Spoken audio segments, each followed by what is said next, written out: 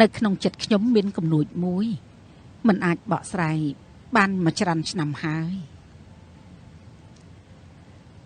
សុំនិយាយមកខ្ញុំអាចផឹកទឹកមួយកែវសិនបានទេអរគុណ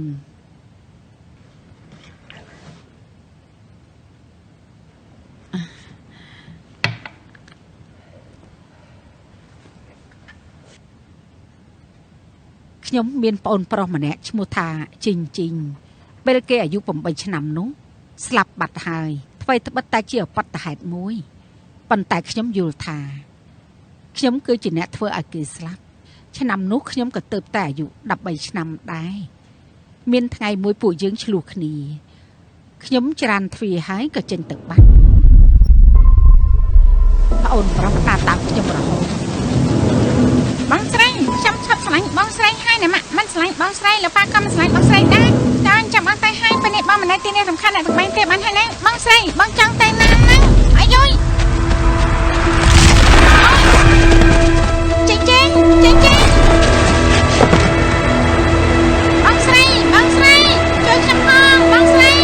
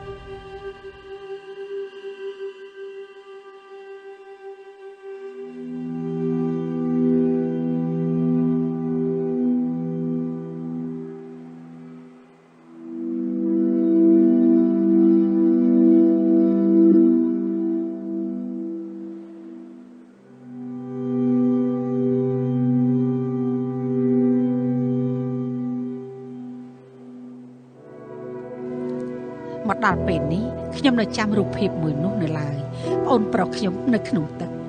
ហុចដៃហើយស្រែកថាបងស្រីជួយខ្ញុំផងបងស្រីជួយខ្ញុំផងនាងថាទៅអ្នកគ្រូស៊ីវិននាងថាខ្ញុំគឺជាអ្នកធ្វើបាបគេមែនទេបើពេលនោះខ្ញុំមិនខឹងនឹងគេបានអ្នកម៉ាក់ខ្ញុំមិនលូតចូលក្នុងទឹកជួយគេមុនជួយខ្ញុំទេ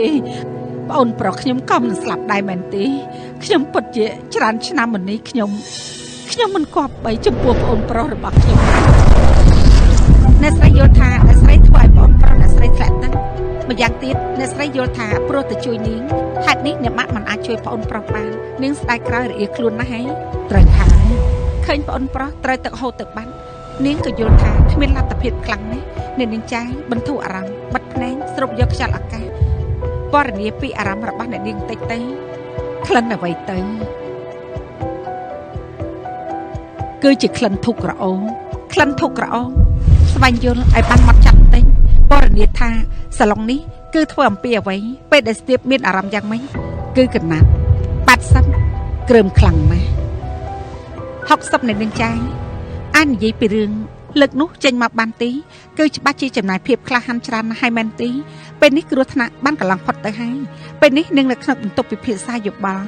ស្រួលខ្លួនហើយមានសុវត្ថិភាពណាស់ត្រូវទេ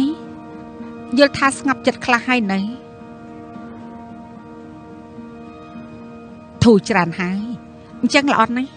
ក្រោយពេលដែលរឿងនេះកាត់ឡើងហើយតើមានប៉ះពាល់ដល់ជីវិតការងារឬក៏ការរាប់អាននៅក្នុងសង្គមរបស់នាងទេប្រកាសជាមានប៉ះពាល់ហើយឧទាហរណ៍ខ្ញុំតែងតែយល់សប្តិអាក្រក់ភាគច្រើនយល់សប្តិនោះតាក់ទងពីអ្វីទៅគឺប្អូនប្រុសរបស់ខ្ញុំនៅក្នុងទឹកស្រែកហៅខ្ញុំពី3ថ្ងៃគឺខ្ញុំយល់សប្តិឃើញម្ដង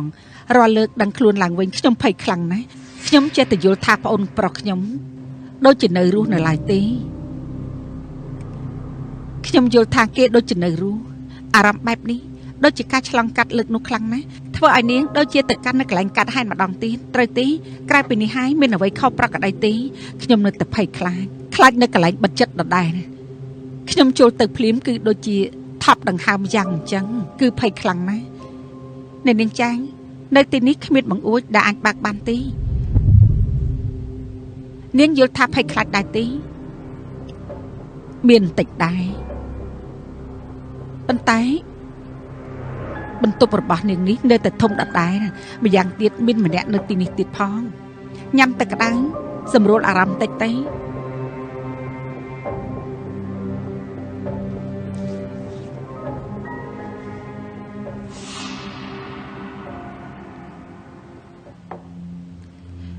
តិចស្រេមមានសំណាមមិញនេះនាងនិយាយថាពិបាកដកដង្ហើមជាទូទៅគឺអាចមានរយៈពេលយូរប៉ុណ្ណាទៅមានពេលខ្លះគឺយូរបំផុត10នាទីនៅតែយល់ថាដកដង្ហើមមិនរួចកត្តាអ្វីដែលនៅក្នុងបន្ទប់បិទជិតធ្វើឲ្យនាងយល់ថាភ័យខ្លាចពិបាកទ្រាំទឹកចាប់តាំងពីប្អូនប្រុសខ្ញុំទៅបាត់ហើយនោះខ្ញុំមិនអាចមើលឃើញទឹកបាននោះទេខ្ញុំភ័យខ្លាចខ្លាំងណាស់មានន័យថានៅក្នុងបន្ទប់ដែលបិទជិតគឺធ្វើឲ្យនាងយល់ថាដូចជានៅក្នុងទឹកយ៉ាងអញ្ចឹងត្រូវទេត្រូវហើយអញ្ចឹងអាការៈដែលនាងនិយាយអំបញ្ញមិញនេះនាងចាំបានថាលើកទី1កាត់ឡើងនៅកន្លែងណាដែរទេប្អូនប្រុសខ្ញុំទឹកបាត់ហើយរយៈពេល 2-3 ខែក្រោយមករឿងមួយនេះកាត់ឡើងនៅពេលដែលនាងអាយុ13ឆ្នាំអញ្ចឹងអាយុ40ឆ្នាំមកនេះនាងមិនដែលសុំជំនួយពីគេទេនៅពេលនោះក៏គ្មានគ្រូប្រឹក្សាផ្លូវចិត្តអ្វីដែរម្យ៉ាងទៀតការឈឺចាប់របស់ខ្ញុំមិនចង់ឲ្យគេដឹងទេលើកនេះបើគុំតកូនស្រីខ្ញុំឲ្យខ្ញុំមកខ្ញុំប្រហែលជាគ្មានភាពក្លាហានមួយនេះទៀតនោះទេ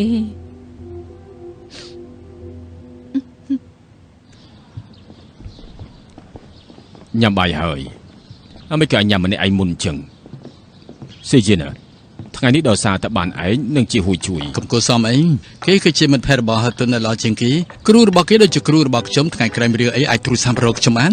ល្អណាស់ថ្ងៃនេះផ្ទះសាខ្លាំងពេកធ្វើតែបន្តិចទេលើកក្រោយចាំធ្វើអាហារឆ្ងាញ់ឲ្យពួកឯងច្រើនអង្គុយទៅប៉ណ្ណឹងក៏ឆ្ងាញ់ណាស់តែឲ្យបបោខ្លាំងណាស់ឆាប់ញ៉ាំទៅត្រៃ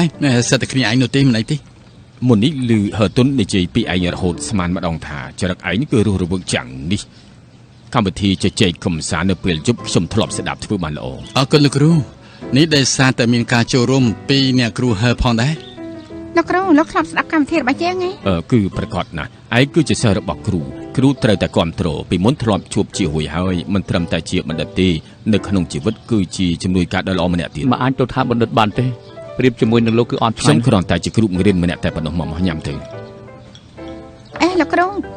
មុននេះគឺលោកគ្រូចាប់មិញនេះហ៎ឯងពិតជាស្មានថាគ្រូរងាស់មន់របស់ខើមែនទេនេះគឺគ្រូយកចេញមកពីទូទឹកកកទេមានតែ3តែប៉ុណ្ណោះម្នាក់មួយល្មមអញ្ចឹងខ្ញុំមិនបាច់ញ៉ាំទេមិញនេះអ្វីក៏ខ្ញុំបានធ្វើដែរអត់ទេខ្ញុំមកក្រោយគេខ្ញុំមិនញ៉ាំទេក្មេងៗត្រូវតែញ៉ាំស្អីឲ្យបានច្រើនណាជាហួយនេះយកទៅញ៉ាំទៅខ្ញុំកើតឆ្នាំ91ឆ្នាំពពែត្រូវ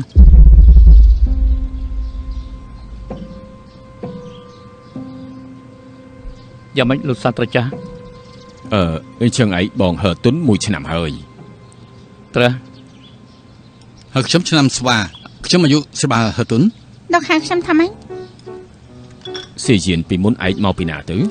ខ្ញុំមកពីផ្លូវវិនឆាងដើម្បីហណាត់ហើទុនទៅមើលមនុស្សចាស់ប្រហែលអ្នកដែលធ្លាប់ចិញ្ចឹមខ្ញុំអញ្ចឹងខ្ញុំរំខានផែនការរបស់ពួកឯងហើយមែនទេអត់នោះទេគ្រូមួយថ្ងៃគឺគ្រូមួយជីវិតឯងខ្ញុំក៏លឺហើទុននឹងរំលឹកពីលោករហូតហើយខ្ញុំក៏ចង់ជួបលោកយូរហើយខ្ញុំរំលឹកពីពេលណាទៅបានហើយអាយ៉ាមនុស្សច្រើនពិតជាអ៊ូអមែនពួកឯងគឺសិតតែរស់នៅតែម្នាក់ឯងផ្នែកអាហារត្រូវតែប្រយ័ត្នបន្តិចទុកទីនេះគឺជាផ្ទះរបស់ខ្លួនឯងចង់ញ៉ាំអីគឺប្រាប់ខ្ញុំមកចុះណាខ្ញុំនឹងឲ្យពួកឯងញ៉ាំទាំងអស់តែម្ដងលោកគ្រូលោកលំអៀងចិត្តខ្លាំងណាស់ពីមុនលោកមិនធ្លាប់និយាយពាក្យបែបនេះមកកាន់ខ្ញុំទេបើថ្ងៃក្រោយពួកឯងមិនហ៊ានទេគឺចាប់គេយកមកបន្ថែមចំហាយមនុស្សខ្លៅឲ្យគេចឹងថ្ងៃក្រោយខ្ញុំនឹងអាសាមកញ៉ាំបានកុំគួរសំអីទុកដូចជាផ្ទះរបស់ខ្លួនឯងទៅណែសួនបន្លែរបស់ខ្ញុំទីបំផុតគឺអ៊ូអហើយមក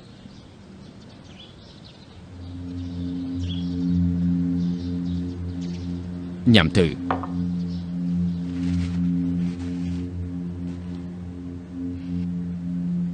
ស្ងប់អារម្មណ៍សិនទេដែលត្រង់នេះមានតារាងមួយនាងបំពេញសិនទេសាររើពីរបួសចាស់ម្ដងទៀតខ្ញុំខ្លាចកន្លែងដែលបិទចិត្តខ្លាំងណាស់ខ្ញុំចូលទៅភ្លាមគឺដូចជាធុញថាប់យ៉ាងអញ្ចឹងចាត់តាំងពីប្អូនប្រុសខ្ញុំទៅបាត់ហើយខ្ញុំមិនអាចមើលឃើញទឹកបាននោះទេណាកិច្ចវេះអ្នកគ្រូស៊ីវិនថ្ងៃ ថ្ងៃនេះខ្ញុំនិយាយប្រាប់អ្នកនាងច្រើនណាស់ហើយអ្វីដែលចង់និយាយខ្ញុំបាននិយាយចាប់ហើយតែខ្ញុំមានជំងឺអ្វីទេអាចប្រាប់ខ្ញុំបានទេតាមរយៈការសន្ទនានៅថ្ងៃនេះនិងតារាងដែលនាងបំពេញជំហានដំបូងគឺខ្ញុំសង្ស័យថាអាការៈរបស់នាងគឺសម្រាប់ទៅជំងឺរំញោចក្រោយនៅពេលដែលត្រូវរបួសហើយកាត់ថា PTSD គឺសំដៅទៅលើមនុស្សដែលបានជួបនឹងរឿងក្តីដែលមានរបួសធ្ងន់ធ្ងរនៅក្នុងជីវិតឬក៏បានឃើញគេឆ្លងកាត់នៅរឿងដែលគំរាមជីវិតប្រហែលជាអាចកាត់មានអាការៈបន្តគ្នាតែនាងមិនបាច់បារម្ភទេនេះអាចព្យាបាលបានទេតើពួកនាងប្រកាសដែរទេតែខ្ញុំអាចដាក់ថ្នាំតាមជំងឺបានទេកន្លែងខ្ញុំនេះមិនអាចបញ្ចេញថ្នាំទេតែបើខ្ញុំយល់ថានាងត្រូវការព្យាបាលថ្នាំនោះខ្ញុំនឹងផ្ដល់យោបល់ដល់នាងឬក៏អតិសនាមពេទ្យដែលស័ក្តិសមទៅនឹងនាងតែជាដំបូងនេះខ្ញុំត្រូវតែស្វែងយល់ពីព័ត៌មានជាមួយនឹងនាងបន្ថែមទៀតចាំពិភាក្សាជាមួយនាង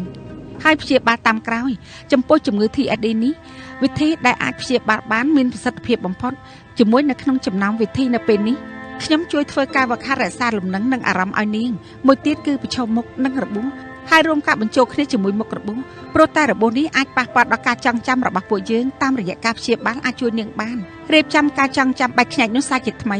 អញ្ចឹងការព្យាបាលទាំងមូលត្រូវការពេលយូរប៉ុណ្ណាទៅកំណត់តាមមនុស្សអ្នកមកសុំប្រឹក្សាយោបល់ពីខ្ញុំពីកន្លះឆ្នាំទៅ1ឆ្នាំតែអាការៈរបស់អ្នកនាងមកយូរហើយអាយុក៏ច្រើនទៀតត្រូវការពេលវេលាច្រើនបន្តិចប្រហែលជាត្រូវការពី3ឆ្នាំ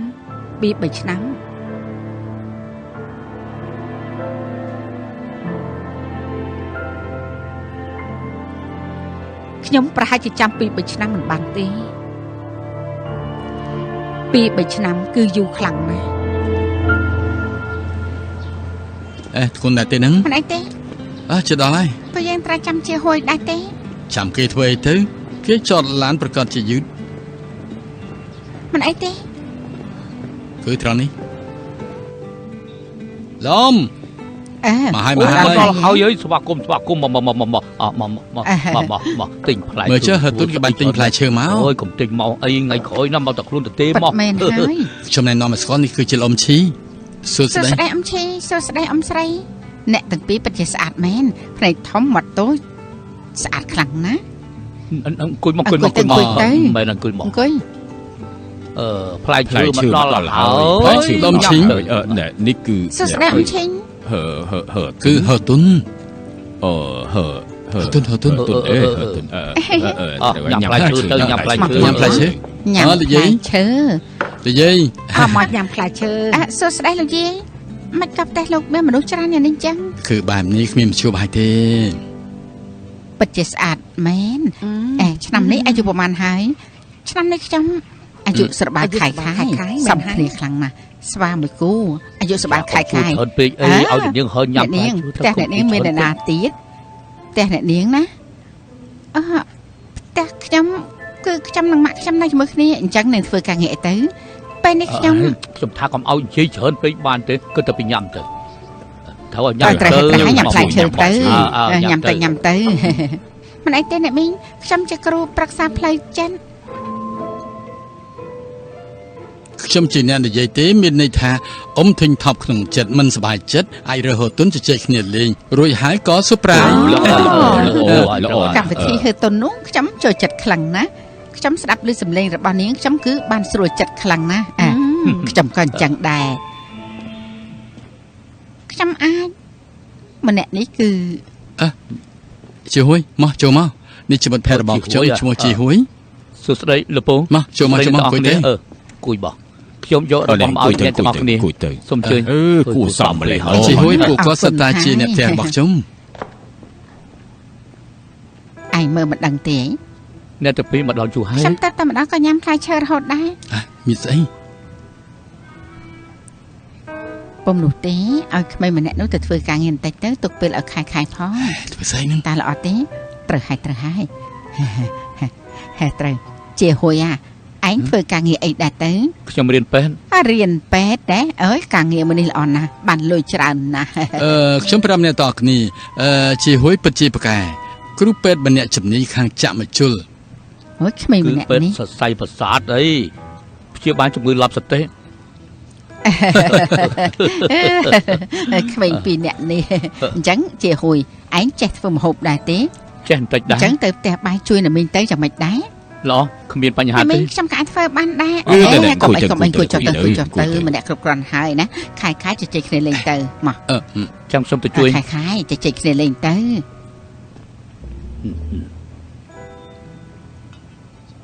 ជាហួយពិតជាអស្ចារ្យមែនទៅដល់ទីណាក៏មានភាពកក្រឹកកក្រែង ខ្ញុំគិតថាគេលោកធ្វើមានភាពកក្រាស់ទេដឹង ម៉ែថ្លៃចំណាយនៅខែនេះគឺ12000ច្រើនពេកហើយណាពួកយើងព្យាយាមគ្រប់គ្រងថ្លៃទឹកថ្លៃភ្លើងតិចទៅតម្លៃតំណែងថ្លៃខ្លាំងណាស់ ដឹងហើយ ម៉ែមិនក៏ម៉ាក់ទិញតំណែងច្រើនយ៉ាងនេះទៀតហើយលោកមិនចាញ់តើធ្វើយ៉ាងម៉េចទៅ រឿងនេះអែមមិនយល់នោះទេតំណែងរបស់ម៉ាក់នេះគៀវបង្គាម៉ាក់សឺនៀនលោកដាច់ខ្លាំងណាស់ក្នុងទូទឹកកកចិត្តអស់ហើយម៉ាក់ត្រូវឆាប់បន្ថែមតំណែងទៀត ស្រាប់តាម៉ាក់មិនអីទេ នីលីឯងបែកបាក់ជាមួយគេម្នាក់នោះហើយមែនទេ ប៉ាបាច់ហើយ បែកហើយគឺល្អខ្លាំងណាស់ពួកយើងត្រូវតែបែកពួកយើងមិនអាចធ្វើជាមនុស្សដែលក្បត់អមនសិការបានទេមែនទេ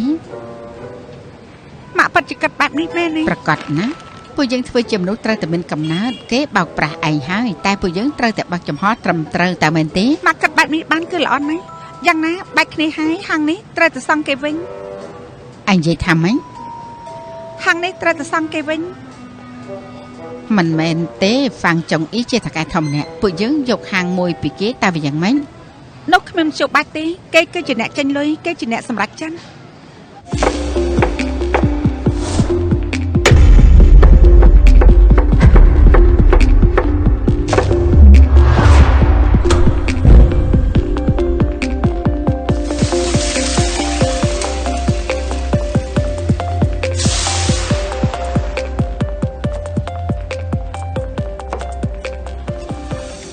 អាយ៉ាក្មេងសម័យនេះពិតជាប្រកែមែនថ្មីដែរធ្វើម្ហូបដែលប្រកែយ៉ាងនេះពិតជាកម្រជួបណាស់ទាំងនេះធ្វើបានទាំងអស់ហ៎ គ្មានបញ្ហាទេ អាយ៉ាដើមឡើយធ្វើដែរធ្វើម្ហូបរបស់អំប្រុសជីឯងក៏លេខមួយដែរចាប់តាំងពីបើកតាក់ស៊ីហើយឱកាសចូលធ្វើម្ហូបតិចណាស់ ហេតុអីគាត់មិននៅផ្ទះចាំសោយសុកអញ្ចឹង បើកតាក់ស៊ីគឺល្អណាស់នៅតាមផ្លូវអាចជួបនឹងភ្ញៀវគ្រប់បែបយ៉ាងមានខ្លះឡើងឡានភ្លាមក៏គេងមានខ្លះនិយាយទូរស័ព្ទរហូតហើយមានខ្លះរអ៊ូដាក់គេទៀតផងបាត់បង់ស្នេហាបដូរកន្លែងការងារហើយនឹងមានពាក្យត្អូញត្អែក៏ចាប់អារម្មណ៍ខ្លាំងណាស់ធ្វើដែរធ្វើម្ហូបឯងល្អយ៉ាងនេះរូបរាងសង្ហាទៀតការងារក៏ល្អដែរប្រកាសជាងាយស្រួលរកមិត្តស្រីណាស់មែនទេ មិនទាន់មានទេ អើបើកូនស្រីខ្ញុំនៅលីនោះគឺល្អហើយមានគោលប្រសាទដូចឯងនេះតែមានស្វែងគោលបណ្ណាទៅជាហួយឯងចង់រកមិត្តស្រីបែបណាទៅយាយជួយរកឲ្យឯង ស្លូតបងអាចកតញ្ញូចំពោះមនុស្សចាស់ទៅបានហើយ ហានិយាយបានល្អមែនខ្ញុំប្រាប់ឯងចុះចៅស្រីខ្ញុំទៅតែរៀនចប់គឺជាពេលល្អដែលត្រូវមានស្នេហាឯងទុកលេខទូរស័ព្ទឲ្យខ្ញុំមកខ្ញុំគិតថារឿងនេះប្រកាសជាមានសង្ឃឹម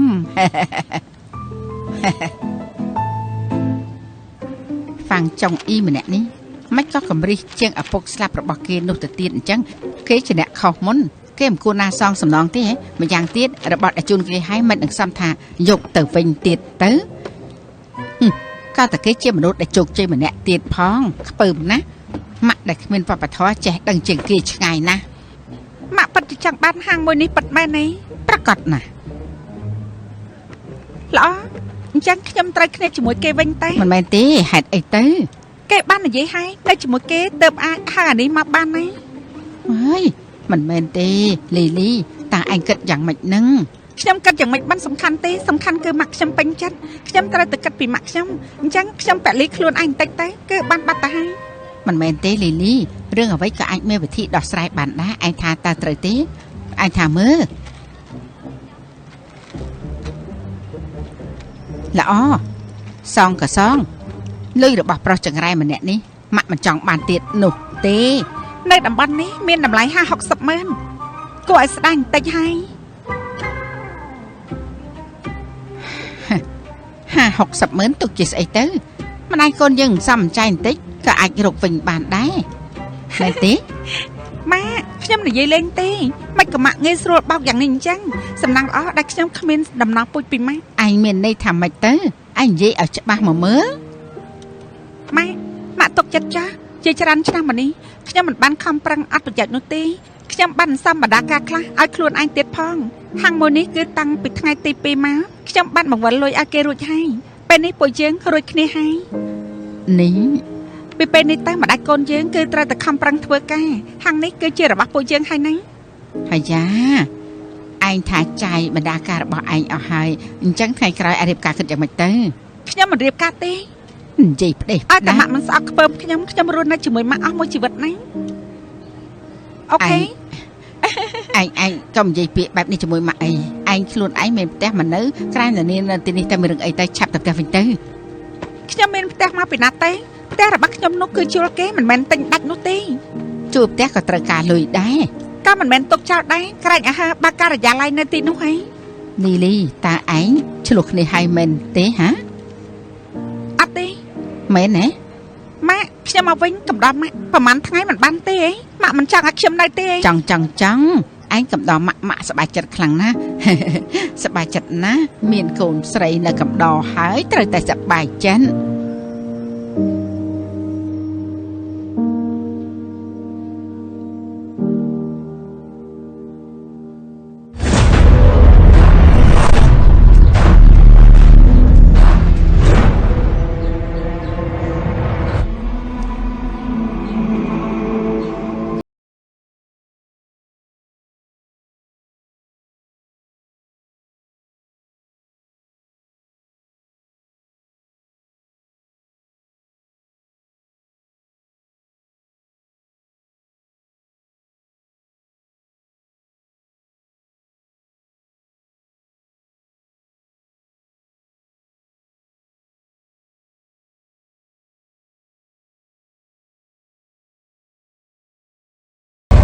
ស្លាប់ហើយឈ្នះហើយ ត្រូវហើយនេះគឺជាការឈ្នះលើកទី1នៅផ្លូវវិនឆាងរបស់យើងនៅក្នុងឆ្នាំនេះគួរឲ្យត្រេកអរមែនតើ ជាហួយអាអ្នកចំនួនក្រោយគួរខ្លាចមែនអស់ចាក់សុកចិត្តចុះចាញ់ហើយគឺលោកពូលោកអ៊ំទាំងអស់គ្នាអប់រំបានល្អតា អចាមែន អ្នកទាំងអស់គ្នាគឺខ្ញុំមិនអាចកំដរអ្នកទាំងអស់គ្នាបានទេណាគឺថាខ្ញុំមានកក់ហើយម៉ោង7ខ្ញុំត្រូវទៅរៀបចំឡានសិនទាំងអស់គ្នាកុំអាលទៅអីពួកយើងនឹងមានកម្មវិធីងាយស្រួលទេគឺត្រូវថតរូបទុកជាអនុស្សាវរីយ៍ទៀតផងគឺយើងមិនអាចអត់បាននោះទេមែនទេមកឥឡូវថតអស់គ្នាអហមកលើវិនឆាង មានពំមានណាក្បែរនោះគឺជាការជាណាគេទៅនឹង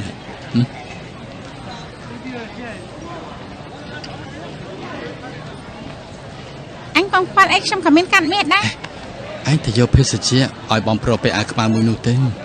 ហើយគេមកលេងហ្គេមជាមួយពួកយើងទេអូឈប់ឡើងពួកយើងប្រយុទ្ធគ្នាទៅបងប្រាប់ឲ្យបងញ៉ាំមិនដល់អរគុណហើយ បងប្រាប់បងអាចលេងល្បែងជាមួយពួកយើងបានទេចែកដានពួកយើងខ្វះមនុស្សល្មមឡោះវ៉ាមកអង្គុយមកអូអែពួកឯងហើយបងប្រុសទេបងប្រាប់អញ្ចឹងឯងបង្រៀនឲ្យបងប្រុសលេងទេខ្ញុំឯងបង្រៀនទេនេះជារបស់បងនេះជារបស់ខ្ញុំបាយបងទម្លាក់ចោះទៅបងគឺចាញ់ហើយអូឯងបាញ់ទៅមកអងពីវ៉ៃខ្ញុំអត់បៀហើយ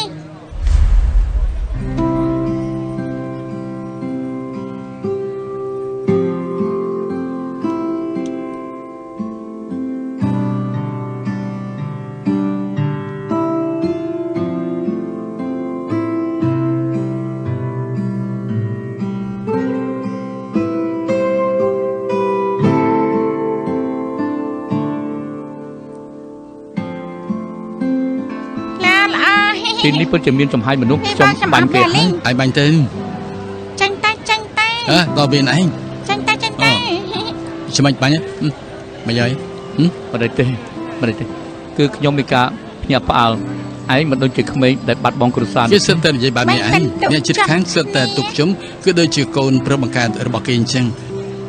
ច្រើនឆ្នាំមកនេះខ្ញុំគួរតែឆ្លងផុតដែរទោះបីជាបែបនេះឯងមិនយល់ថាឯងកោអញតិចទេអញអនាគតនៅវែងឆ្ងាយគឺមិនអាចរស់នៅក្នុងអតីតកាលបាននោះទេវ៉ៃមក ខ្ញុំទទួលទូរស័ព្ទសិន បាយទៅ មក មក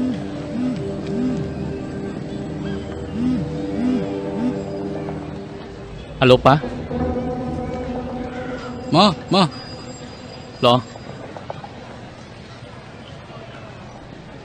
បងគឺប្រាមួយនេះមកបងនឹងវាយឯងឥឡូវ ខៃ បងវាយចំកដាល ខ្ញុំមានការតំមុនហើយណាឯងជួយប្រាប់ហឺតុនឲ្យខ្ញុំមួយម៉ាត់ផង បានឯងទៅ អរគុណ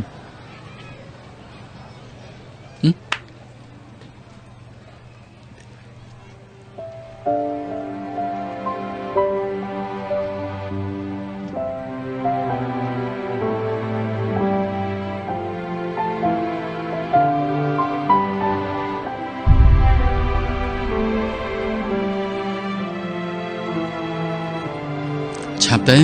ឌីសិនណា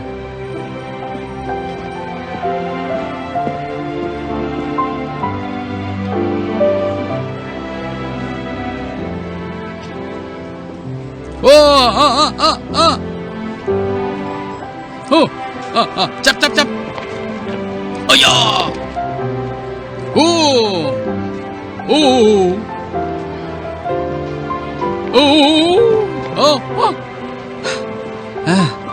បានហើយលេងខ្លួនឯងទៀតទៅ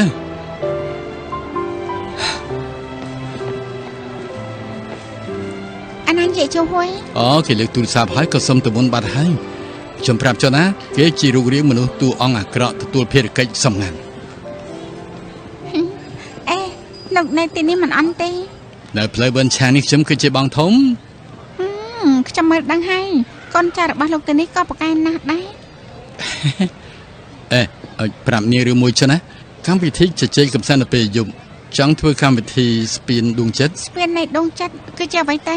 ចាប់តាំងពីកម្មវិធី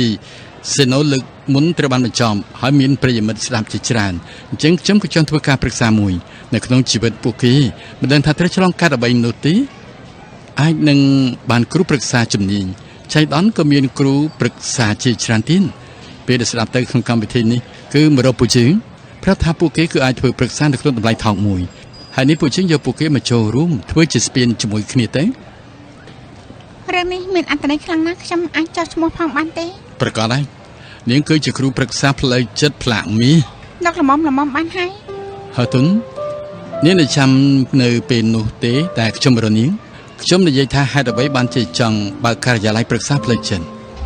រឿងដែលមជ្ឈមណ្ឌលរាងការធ្វើអត្តឃាតអាចធ្វើបានគឺមានកំណត់ខ្ញុំចង់ជួយមនុស្សបានកាន់តែច្រើន ហើយនេះពេលនេះមើលទៅកម្មវិធីរបស់ពួកយើងគឺពិតជាជួយមនុស្សច្រើនណា ឈិនខៃអ៊ីខ្ញុំប្រទះឃើញថាលោកនៅផ្លូវវ៉ាន់ឆាងនិងកន្លែងផ្សេងទៀតដូចជាមនុស្សគ្នាទេ មានអ្វីមិនដូចគ្នាទេ ដូចជាមនុស្សធំម្នាក់ ទៅកន្លែងផ្សេងទៀតខ្ញុំគឺដូចជាកូនក្មេងអញ្ចឹងនាងចូលចិត្តខ្ញុំដូចជាកូនក្មេងឬមួយក៏ជាមនុស្សធំ មិនຕົកថាស្អប់នោះទេ បើមិនស្អប់ទេនោះគឺស្រឡាញ់ហើយ ទាំងពីរយ៉ាងនេះមិនដូចគ្នាទេ លោកធ្វើស្អីហ្នឹងមិនទេ មើលនាងចុះនាងបារម្ភពីខ្ញុំ ខ្ញុំខ្លាចលោកដួលស្លាប់ណាស់ហ្នឹងទេ មកបងបាន នេះមាន មានដៃកេះទេហទុនហ៊ានទេមក កម្មជ្រួញប្រយ័ត្នដៃ អូ ខ្ញុំលេងរបស់នេះជាលើកទី1 ពិនមែនណា មែនហើយ នាងលេងកំជួយលើកទី1 មែន ហទុនលេងកំជួយលើកទី1 លោកកំចាំមក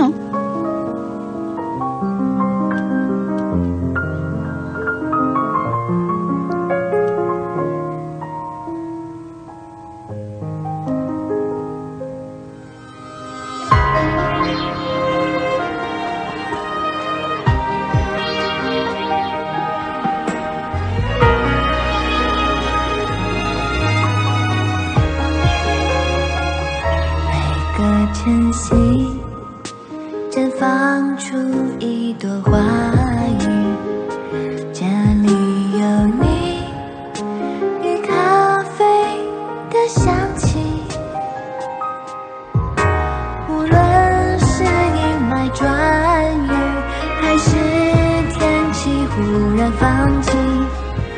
我都想和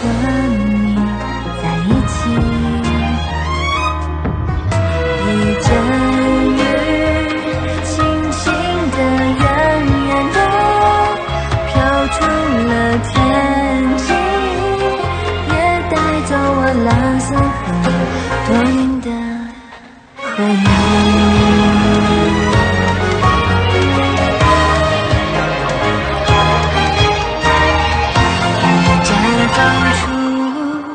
晴朗如歌的风景，也看见你亮如星辰的眼睛，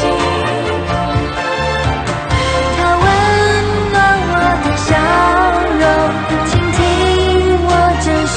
的声音，给我最温柔的回忆。看见了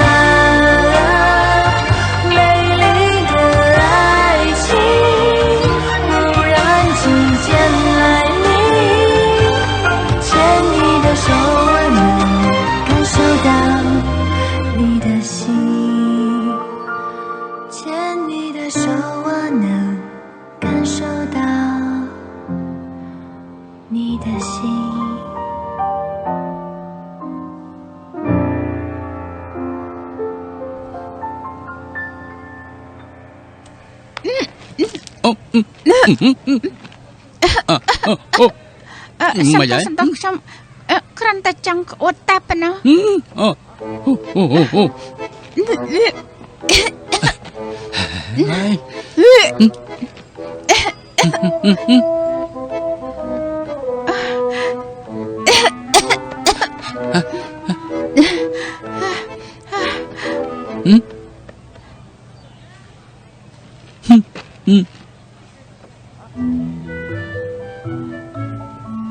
សំតផងខ្ញុំញ៉ាំច្រើនពេកហើយ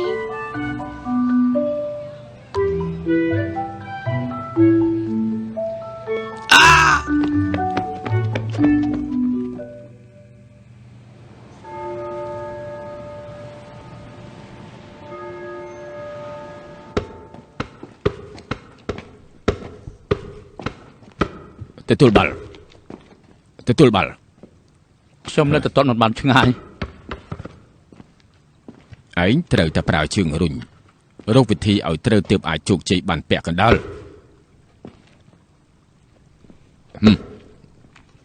ថ្មីនេះស្ថានភាពមិនអន់ទេខ្ញុំមានមិត្តភក្តិគួរចាប់អារម្មណ៍ប្រហែលនាក់ខ្ញុំចង់បដូររបៀបលេងនិយាយមកខ្ញុំយល់ថាមានស្នេហាម្ដងក៏មិនអន់ដែរ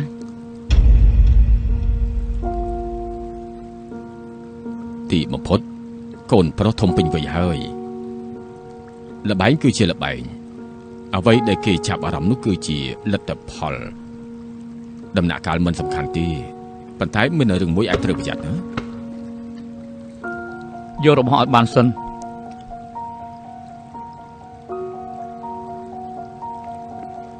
ទុកចិត្តចុះអេយយប៉ាមិនអីទេមិនអីទេអាលិតឯនេះកម្លាំងខ្លាំងមែនសម្រាប់មួយផ្លែតគឺបានហើយសម្រាប់ទេអាយយ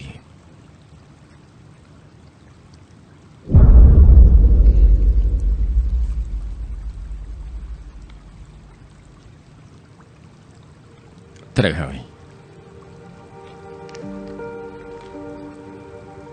ថ្ងៃនេះដែលប៉ាបោកសម្អាតផ្ទះនោះរកឃើញរបស់មួយនេះជារបស់អីទៅពេលដែលម៉ាក់ឯងទៅគឺបានទុកសម្បត្តិរបស់ប៉ា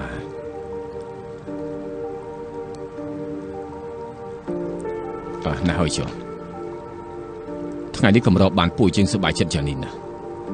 ពុំនោះទេកុំមើលអីមិនអីទេកន្លងហូតទៅ25ឆ្នាំហើយខ្ញុំមិនមែនកូនក្មេងទៀតដែរគ្មានអ្វីដែលឆ្លងមិនផុតនោះទេ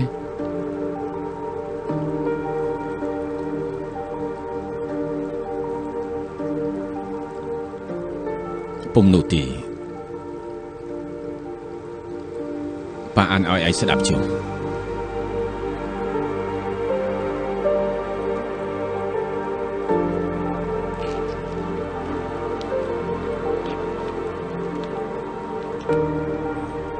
ជូន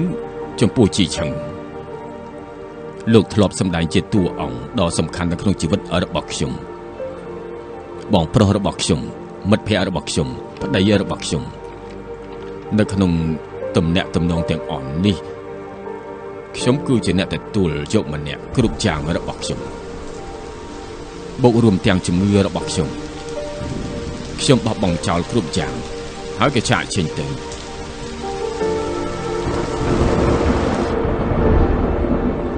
គឺខ្ញុំប្រើពេលមួយជីវិតទៅទទួលយកកំហុសខុសឆ្គង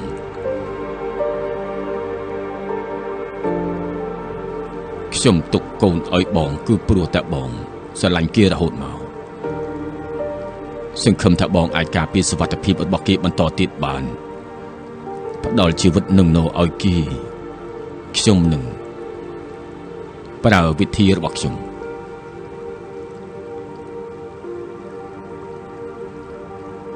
រស់នៅជាមួយជំងឺរបស់ខ្ញុំ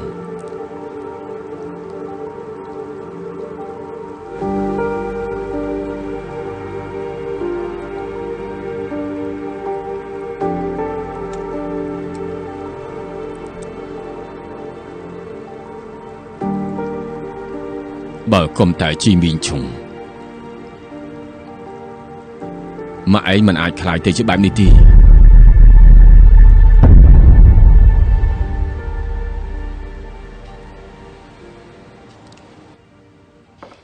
ផ្កាកក្លាប់5តងពុត្រីក្រហម2គ្រាប់ទឹកក្តៅ80អង្សាជួយឯងមានស្មារតីឡើងវិញសាក់មើលទេអរគុណរឿងក្តីលើកនេះពិបាកខ្លាំងណាស់ក្រោយពេលដែលមានរឿងក្តីកាត់ឡើងលើកមុនឯងមិនបានត្រឡប់មកវិញទៀតទេខ្ញុំស្មានថាឯងបានសម្រាប់មួយរយៈពេលហើយរបាយការណ៍រឿងក្តីឲ្យខ្ញុំមើលប្រាប់ខ្ញុំពីបញ្ហាណែនាំរបស់ឯងទេខ្ញុំអាចជួយឯងបានឲ្យខ្ញុំមើលបន្តិចមក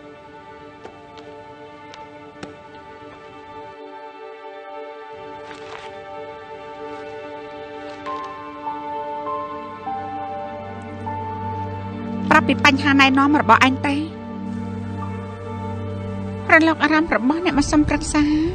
ប្រាប់ប្រចារណាពេលដែលគេមករកខ្ញុំលើកទី2នោះអារម្មណ៍របស់គេធ្លាក់ចុះយ៉ាងខ្លាំងអ្នកគ្រូហើតើខ្ញុំចប់ហើយមែនទេនាងចង់ស្ដាប់ឮអ្វីខ្ញុំយល់ថាជីវិតរបស់ខ្ញុំចិត្តទ្រុបទ្រោមហើយគេប្រាប់ខ្ញុំថាអ្នកផ្សេងព្រោះតែការបដិសេធរបស់គេហើយរើសអើងគេខ្ញុំយល់ថាប៉ះពាល់ដល់គេហើយព្រោះតែគេស្អប់ខ្ញុំនឹងត្រូវគេរើសអើង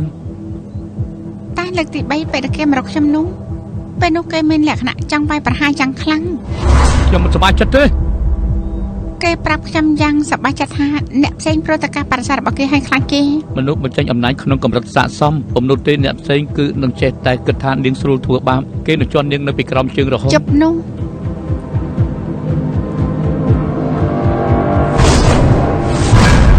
ឯងយល់ថាមូលហេតុដែលគេវាយប្រហារឯងនោះគឺជាអ្វីទេអារម្មណ៍របស់អ្នកមកសុំការប្រឹក្សាបាត់បង់ម្ចាស់ការវាយគ្នាជាមួយគេក្រោយមកចោះព័ត៌មានឯកសារប្រឹក្សារបស់គេត្រូវបែកឃ្លាចេញទៅឈ្មោះក្រៅរបស់គេគឺមកមនុស្សទាំងអស់គឺសុទ្ធតែសើចចំអកគេរើអើងគេទម្លាក់គ្រប់យ៉ាងដែលគេបានជួបនោះឲ្យមកឯងពេលដឹកខឹងក៏ទៅរកឯងសងសឹកវិញតើឯងមានដឹងទេរឿងនេះខ្ញុំដឹងឯងមានយកដំណឹងដែលគេមកសុំប្រឹក្សាទៅប្រាប់អ្នកផ្សេងដែរទេគ្មានទេរក្សាការសម្ងាត់គឺជាតួនាទីចម្បងរបស់ពួកយើងខ្ញុំមិនអាចប្រាប់អ្នកណាទេ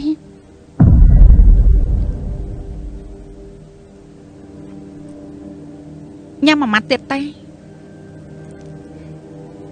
អរគុណ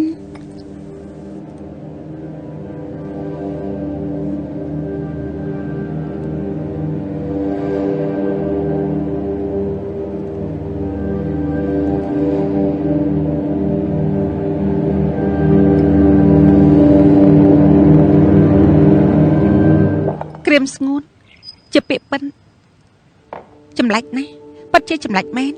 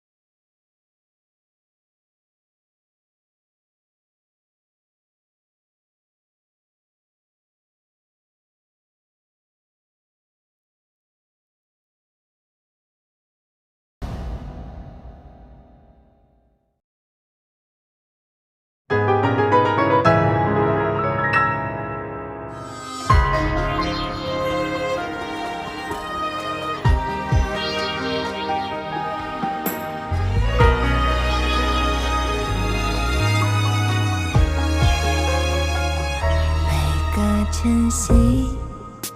绽放出一朵花语。这里有你与咖啡的香气，无论是阴霾转雨，还是天气忽然放晴，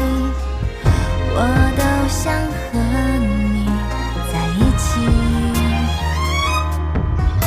一阵雨轻轻地远远地飘出了天际，也带走我蓝色和多云的回忆。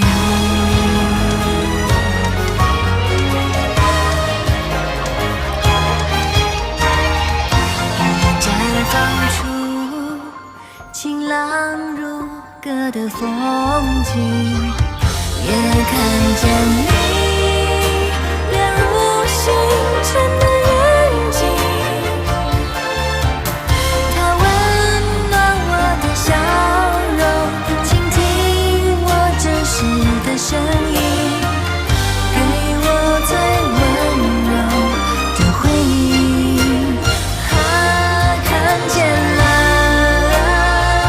美丽的爱情，忽然之间来临，牵你的手，我能感受到你的心，牵你的手。